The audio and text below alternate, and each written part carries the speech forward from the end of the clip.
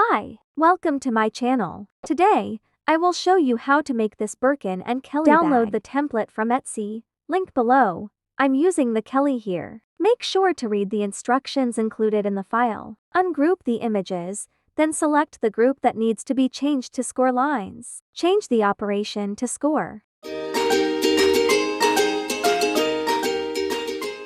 Then select the score line group and the main body of the bag and attach it.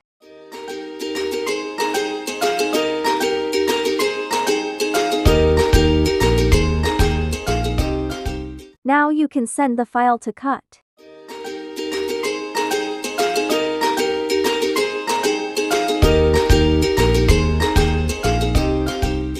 I will be using the Birkin template for this demo as it is a little bit more complex than Kelly, but the form is almost the same.